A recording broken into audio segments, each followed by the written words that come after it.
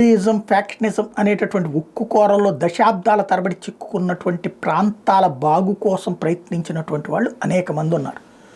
వాస్తవంగా తగ్గిందనుకున్నది మళ్ళీ ఈ మధ్యన ప్రారంభమవుతున్నటువంటి దుర్భర దశలో ఒక్కటి గుర్తుపెట్టుకోవాల్సి ఉంది.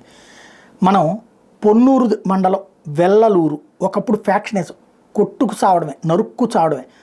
అలాంటి గ్రామంలో విశ్రాంత న్యాయమూర్తి అంబటి లక్ష్మణరావు గారు ఆయన ఆశయాలకు అనుగుణంగా అక్కడ పబ్లిక్ అందని ఎందుకు వస్తుంది వీటికి అనేది చెక్ చేశారు. మందు తాగినప్పుడు మాట తోలడంతో ఘర్షణలు, ఆ ఘర్షణలు ఇటొక వర్గం అటొక వర్గం అవుతుంది. దాంతో మద్యానికి దూరంగా ఉండేలా అక్కడ ఉన్నటువంటి మహిళల్ని ఆయన ప్రోత్సహిస్తూ వచ్చారు. తద్వారా గ్రామ స్వరాజ్యం సాధిస్తాం అన్నటువంటి అక్కడ ఆ విధమైన సక్సెస్ అయ్యారు. 15 ఏళ్ల క్రితం వరకు ఆ గ్రామంలో స్వల్ప కారణాలతో చంపుకునేవాళ్ళు కాస్త కంట్రోల్ అయింది. వాస్తవానికి మద్యపాన నిషేధం అనేటటువంటిది అక్కడ జరుగుతూ ఉంది. ఇప్పుడు ఏమన్నా మరి మారిందో లేదో తెలియదు. ఒకప్పుడైతే అక్కడ ఆ విధమైనటువంటి కాన్సెప్ట్ని లక్ష్మణరావు గారు తీసుకొచ్చారు.